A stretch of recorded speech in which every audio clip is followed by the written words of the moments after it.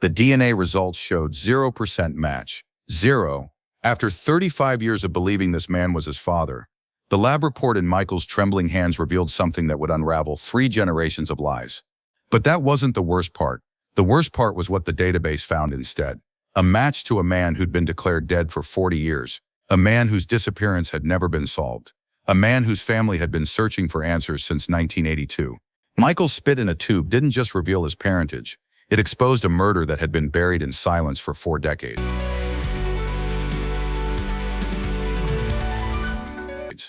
Welcome back to Crime Vault, where we dig deep into the mysteries that refuse to stay buried. Before we dive into this twisted family tree that leads straight to a cold case, I want to thank everyone who's been following these stories. Your comments and theories keep me investigating deeper. And if you're new here and ready to fall down the rabbit hole of true crime mysteries, hit that subscribe button because it's a major means of encouragement to Crime Vault, and what we're about to uncover will leave you questioning everything you think you know about family secrets.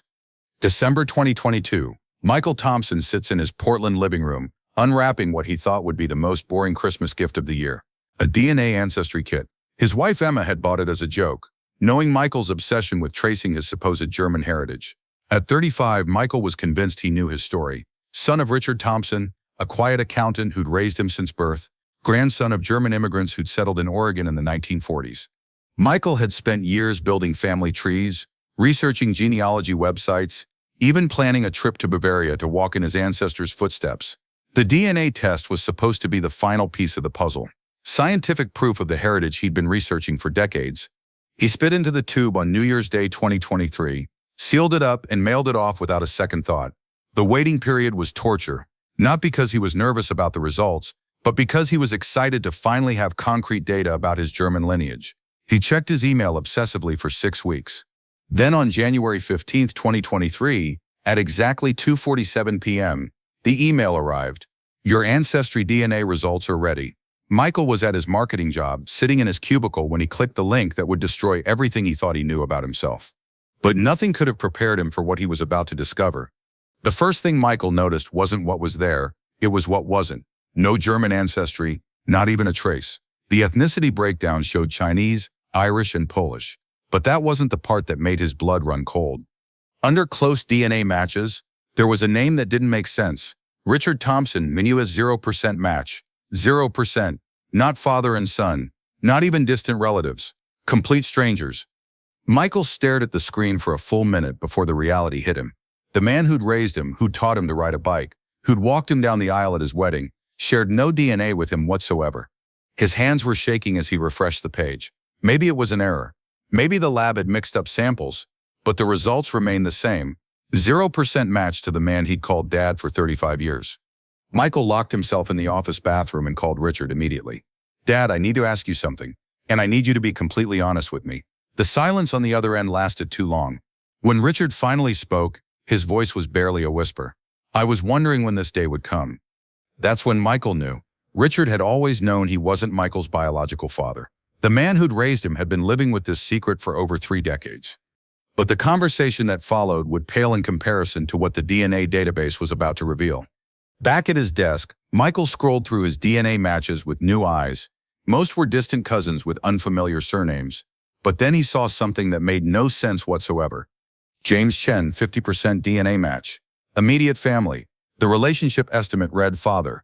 But James Chen wasn't just unknown to Michael. According to his profile, James Chen was listed as a missing person, missing since March 15, 1982. The same year Michael was born. Michael clicked on James's profile with trembling fingers. The information was sparse, but what was there sent chills down his spine. Last known location, Millbrook, Oregon. The exact same small town where Michael's mother Linda had lived in 1982. The town she'd mysteriously left when Michael was just 6 months old. James Chen wasn't just missing. He was the subject of Millbrook's most notorious unsolved case. A successful restaurant owner who'd vanished without a trace, leaving behind a thriving business, a loving family, and no explanation for his disappearance. The timeline was impossible to ignore. James Chen disappeared in March 1982. Michael was born in November 1982. The math was simple and devastating, but as Michael would soon discover, James Chen's disappearance wasn't just a missing person case. It was something much darker, something that had been covered up for 4 decades. And Michael's DNA test had just blown the lid off the biggest secret in Millbrook's history. Michael spent the next 3 days researching everything he could find about James Chen. What he discovered painted the picture of a man who had everything to live for and no reason to disappear. James had owned Chen's Garden, the most popular Chinese restaurant in Millbrook. He was 28 years old, newly engaged to his college sweetheart Rachel, and planning to expand his business. His family described him as responsible, ambitious, and deeply connected to his community. On March 15, 1982, James left his restaurant at closing time, just after 11 p.m. Security cameras from a neighboring business showed him walking to his car in the parking lot. That was the last confirmed sighting of James Chen alive. His car was found 3 days later, abandoned on a dirt road near Crystal Lake, about 20 miles outside of town. The keys were still in the ignition. His wallet was on the dashboard, cash and credit cards untouched. There was no sign of struggle, no blood, no evidence of foul play. The initial police investigation treated it as a suicide. Young man business pressures, maybe cold feet about marriage. They dragged Crystal Lake twice but never found a body. Case closed within 6 months. But James's family never accepted the suicide theory. His sister Margaret spent her life savings hiring private investigators. His parents never stopped believing their son was murdered. They kept his restaurant running for 10 years, hoping he'd walk through the door. The insurance company never paid out the life insurance policy because no body was ever found. James Chen was legally missing, not dead. For 40 years his family lived in limbo, never able to grieve properly, never able to move on. And now Michael's DNA test suggested that not only was James Chen his biological father, but that James had been alive long enough to conceive a child in 1982, which meant James Chen didn't disappear in March. He was still alive months later. Armed with this information, Michael drove to his mother's house in Portland. Linda Thompson, now 63, was tending her garden when he arrived unannounced. The conversation that followed would shatter both their worlds. "Mom, I need to ask you about 1982. I need to ask you about James Chen." Linda's face went white. She dropped her gardening shears and sank onto her porch steps. "How do you know that name?" Michael showed her the DNA results. Linda stared at the papers for a long time before she started crying. Not gentle tears, but deep, body-shaking sobs that seemed to come from 40 years of buried guilt. "I never wanted you to know," she whispered. "I never wanted anyone to know." The story that Linda told that afternoon was not what Michael expected. She hadn't had an affair. She had been assaulted. In 1982, Linda was 22 years old, working as a waitress at a diner in Millbrook. She was engaged to Richard Thompson, planning a summer wedding. James Chen was a regular customer, always polite, always respectful. She knew he owned the Chinese restaurant across town, but they weren't friends, barely acquaintances. One night in late June 1982, Linda was closing the diner alone when James Chen appeared at the door, but it wasn't the James Chen she knew from his regular visits. This man was panicked, desperate, and terrified. He was bleeding. Linda remembered. His shirt was torn. He had cuts on his face. He kept looking over his shoulder like someone was chasing him. He begged me to help him, said he couldn't go home, couldn't go to the police, said they'd kill him if they found him. Linda let James into the diner and tried to clean his wounds. He told her he'd discovered something terrible, something that powerful people in town would kill to keep secret. He couldn't tell her what it was, but he needed to disappear for a while until he could figure out how to expose the truth. "He stayed hidden in my apartment for 2 weeks, Linda continued. "I brought him food, helped him plan what to do next. And during those 2 weeks, we got close. I was young and scared, and he was grateful, and we made a mistake. One night, that's all it was." But James Chen never got the chance to expose whatever secret he'd discovered. 3 days after Linda found out she was pregnant, James was gone. Not disappeared, murdered. Linda was certain of it because she'd seen the men who came looking for him. After hearing his mother's story, Michael knew he had to contact the Chen family. Margaret Chen, James's sister, was now 68 and still living in Millbrook. She agreed to meet Michael at the cemetery where her family had erected a memorial stone for James, even though they'd never had a body to bury. Margaret took one look at Michael and started crying. "You have his eyes," she said. "You have James's eyes exactly." She told Michael about the 40 years her family had spent searching for answers. The private investigators, the psychics, the countless false leads. They'd never given up hope that someone somewhere knew what really happened to James. "We always knew the police were wrong about suicide," Margaret said. "James would never have killed himself. He had too much to live for. But more than that, he was scared of something in the weeks before he disappeared. Really scared." Margaret reached into her purse and pulled out a manila envelope yellowed with age. I've carried this with me for 40 years, hoping someday I'd find someone who could help us understand what it means. Inside the envelope was a handwritten note addressed to James Chen at his restaurant. The message was brief but chilling: "Stop digging or you'll be the one buried. This is your only warning." The note was unsigned and undated, but Margaret believed James had received it just days before his disappearance. She'd found it hidden in his office safe when she'd cleaned out the restaurant. "James never told us what he was investigating," Margaret explained. "But in the weeks before he vanished, he'd been asking questions around town about land deals, construction projects, city permits. He thought someone was stealing from the city, taking bribes, something like that." Michael stared at the threatening note and felt the pieces of a 40-year-old puzzle beginning to form a picture. His father hadn't disappeared. He'd been murdered to keep him quiet about something he discovered, something worth killing for. But the most shocking revelation was still to come. Michael spent the next week in Millbrook, digging through old newspaper archives and city records. What he found was a pattern of corruption that painted a clear picture of why James Chen had been killed. In 1982, Millbrook was experiencing a construction boom. The city was expanding rapidly, and land values were skyrocketing. At the center of most major construction projects was Brennan Brothers Construction, owned by Patrick and Jimmy Brennan. The Brennans had grown up poor in Millbrook, but had somehow managed to secure contracts for every major building project in town. The new shopping center, the expanded hospital, the highway overpass, all Brennan Brothers projects. But Michael discovered something interesting in the city planning records.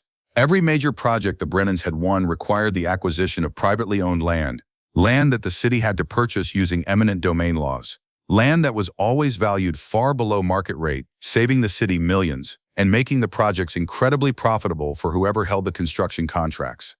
James Chen's restaurant sat on a prime piece of downtown real estate. In early 1982, the city had approached James about selling his property for a new municipal complex. James had refused, knowing his land was worth far more than the city's offer. Michael found a newspaper article from March 1982, just days before James disappeared, with the headline, "Local Restaurant Owner Challenges City Land Grab." The article quoted James Chen extensively, and his quotes revealed a man who wasn't just fighting for fair compensation, he was suspicious of the entire process. "This isn't about money," James had told the reporter. "This is about corruption. Someone's getting rich off these deals, and it's not the property owners who are being forced to sell." The article mentioned that James had been collecting documents and testimonials from other property owners who felt they'd been cheated by the city's acquisition process. He was planning to present his findings to the state attorney general's office. That article ran on March 12, 1982. James Chen disappeared 3 days later. Michael's research revealed that James Chen had stumbled onto a massive corruption scheme. The Brennan brothers weren't just lucky contractors. They were working with someone inside city government to identify valuable properties, arrange for their forced sale at below-market prices, and then profit enormously from the construction contracts. The scheme worked like this. A city official would identify private property needed for a public works project. The city would use eminent domain to force the sale at a fraction of market value. Brennan Brothers would get the construction contract at an inflated price. Everyone involved would split the profits, except for the property owners who got cheated. James Chen had figured it out. He'd been collecting evidence for months, documenting the pattern of undervalued acquisitions and overpriced contracts. He had names, dates, financial records. He was going to expose the entire operation. But someone had been watching James. Someone knew he was getting too close to the truth. Michael found evidence that Patrick Brennan had died in 1995, but Jimmy Brennan was still alive, now 78 years old and living in a nursing home on the outskirts of Portland. Jimmy had been diagnosed with dementia 3 years earlier, but he still had periods of clarity. The property where James Chen's restaurant had stood was now a parking lot for the Millbrook Municipal Complex, built in 1983 by Brennan Brothers Construction. The contract for that project had been worth $3.2 million, an enormous sum for a small town in 1982. But Michael's most disturbing discovery came from the construction timeline. Ground had been broken on the municipal complex in August 1982, just 5 months after James Chen's disappearance. The foundation had been poured in September, creating a permanent concrete structure that would never be disturbed. If someone had wanted to hide a body forever, burying it before pouring the foundation of a government building would be the perfect solution. Michael knew he needed to speak with Jimmy Brennan, but he also knew he couldn't approach this as a grieving son looking for answers. He needed to be strategic. He needed Jimmy to confess. Michael visited Jimmy at Sunset Manor Nursing Home, posing as a researcher writing a book about Millbrook's development in the 1980s. Jimmy was having a good day, mentally sharp and eager to talk about his construction career. "Those were good times," Jimmy said proudly. "Patrick and I built half that town. The municipal complex, the shopping center, the overpass. We left our mark on Millbrook." Michael steered the conversation toward the municipal complex project. "That must have been a big job for 1982. How did you manage to get that contract?" Jimmy's expression changed subtly. His pride shifted to something more guarded. That was a complicated project. We had some difficulties with the property acquisition." "The Chinese restaurant?" Michael asked casually. "I read that the owner didn't want to sell." Jimmy was quiet for a long moment. When he spoke again, his voice was barely above a whisper. James Chen was a stubborn man, a very stubborn man. Michael felt his heart racing but kept his voice steady. "What happened to him?" Jimmy looked around the nursing home common room, as if checking to make sure they weren't being overheard. Then he leaned closer to Michael. "You have to understand, we didn't mean for it to happen that way. We just wanted to scare him, make him take the deal and keep his mouth shut." But James fought back. The confession that followed was fragmented, delivered by an old man whose guilt had been eating at him for 40 years. But the pieces Jimmy provided filled in the gaps of the story Linda had told. James Chen had been murdered on June 30th, 1982, not March as everyone believed. He'd been hiding for months, gathering evidence, preparing to expose the corruption scheme. Patrick and Jimmy Brennan had tracked him down at Linda's apartment. "We were just going to rough him up a little," Jimmy said, tears streaming down his face. "Make him understand what would happen if he didn't cooperate. But he had all these papers, all these documents. He said he'd already mailed copies to the FBI. The fight had escalated quickly. James had tried to run. Patrick had hit him with a crowbar. The blow had been fatal. We panicked," Jimmy continued. "We couldn't let anyone find the body. If they did, they'd investigate, and they'd find all the evidence James had collected. It would have destroyed us all." They'd buried James Chen in the foundation excavation of the municipal complex, then poured concrete over him 3 months later. For 40 years, James Chen had been entombed beneath the building that represented everything he'd died trying to expose. Michael recorded Jimmy Brennan's confession on his phone and immediately took it to the FBI. The case was assigned to Special Agent Maria Santos, who specialized in cold cases involving public corruption. Agent Santos reviewed the evidence Michael had collected, his DNA test results proving James Chen was his father, Linda's testimony about James hiding in 1982, Margaret's threatening letter, the construction records showing the timeline, and most importantly, Jimmy Brennan's recorded confession. Within a week, the FBI had obtained warrants to excavate the foundation of the Millbrook Municipal Complex. The building had to be evacuated and partially demolished to access the original foundation. On a gray morning in April 2023, exactly 41 years after James Chen's murder, excavation began. Michael stood with Margaret Chen and other family members behind police barriers, watching as heavy machinery carefully removed layers of concrete and earth. They found James Chen's remains at 2:30 p.m. on the third day of excavation. His body had been wrapped in plastic and buried beneath what became the foundation of the building's west wing. Along with his remains, investigators found a waterproof bag containing dozens of documents, the evidence James had died trying to preserve. The documents detailed exactly what James had discovered: a conspiracy involving the Brennan brothers, 3 city council members, the city planning commissioner, and the police chief. They had been systematically defrauding property owners and taxpayers for years, stealing millions of dollars through rigged land deals and inflated construction contracts. DNA testing confirmed the remains were James Chen. After 41 years of being listed as a missing person, James was finally coming home. Jimmy Brennan was arrested and charged with murder in the first degree, conspiracy, and racketeering. Despite his age and dementia, prosecutors decided to proceed with the case based on the strength of his confession and the physical evidence.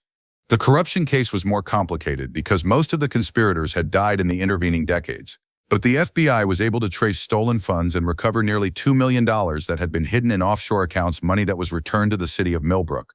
The case made national headlines. DNA test solves 40-year-old murder, appeared on front pages across the country. Michael found himself at the center of a media storm, fielding interview requests from reporters who wanted to know how it felt to solve his own father's murder. But for Michael, the publicity was secondary to something more important. Finally meeting his biological family, Margaret Chen introduced him to dozens of aunts, uncles, and cousins he'd never known existed. They welcomed him with open arms, grateful that he'd brought them the closure they'd sought for 4 decades. Michael also learned about his father through the stories his family shared. James had been known for his integrity, his willingness to stand up for what was right even when it was dangerous. He died because he couldn't stand by and watch innocent people get cheated, Margaret told him. That's exactly the kind of man your father was. The Chen family held a proper funeral for James in May 2023. Michael served as one of the pallbearers carrying the father he'd never known to his final resting place. The cemetery was packed with people who remembered James and had never forgotten his story. Jimmy Brennan died in custody 3 months before his trial was scheduled to begin. He was 78 years old and had lived with the guilt of murder for 41 years. His confession had finally freed him from that burden, even if justice would never be fully served. Michael's relationship with Richard Thompson, the man who'd raised him, remained strong. Richard had always known the truth about Michael's parentage, but he'd also known that revealing it would have endangered Linda and Michael. "I loved you as my own son from the day you were born," Richard told him. "Learning about your biological father doesn't change that." Linda Thompson struggled with the revelation that her story had helped solve James's murder. She'd carried the secret of his death for over 40 years, believing that speaking out would put her and Michael in danger. "I should have been braver," she said. "James deserved better than silence." But Michael didn't blame his mother. She'd been a young woman in an impossible situation, trying to protect herself and her unborn child from the same people who'd killed James Chen. The case had broader implications beyond one family's story. DNA databases were increasingly being used to solve cold cases, connecting victims and suspects across decades of separation. James Chen's case became a textbook example of how modern science could deliver justice that had been delayed but not denied. One DNA test meant to trace German ancestry instead solved a 40-year-old murder and gave a family the closure they desperately sought for 4 decades. It proves that sometimes the truth is literally written in our genes, waiting to be discovered. Michael Thompson went looking for his German heritage and found something infinitely more valuable: the truth about his father's courage and the corruption that cost James Chen his life. The Chen family finally laid James to rest, and Michael discovered he wasn't just the son of an accountant from Portland. He was the son of a man who died fighting for justice. Jimmy Brennan's confession exposed a web of corruption that had stolen millions of dollars from the people of Millbrook. While most of the conspirators escaped earthly justice, their crimes were finally brought to light, and some of their stolen money was recovered. James Chen's murder also highlighted the power of DNA databases to solve cold cases. Since 2018, over 300 murders and sexual assaults have been solved using genetic genealogy. Families who thought they'd never get answers are finally finding closure, and killers who thought they'd gotten away with murder are being brought to justice decades later. If this story shows us anything, it's that family secrets have a way of surfacing, and DNA is rewriting cold case investigations across the country. The truth may be buried for decades, but it's never really gone. It's waiting in databases and lab results, and the courage of people like Michael Thompson, who refuse to let sleeping mysteries lie. Hit that like button if this case blew your mind. Subscribe to Crime Vault for more deep dives into cases where science meets justice, and drop a comment below. Have you ever discovered something unexpected through DNA testing? Ring that notification bell, because next week we're exploring another case where a simple cheek swab exposed a serial killer who'd been hiding in plain sight for 20 years. Thanks for joining me in the Crime Vault, where every secret eventually sees the light. Until next time, keep digging for the truth.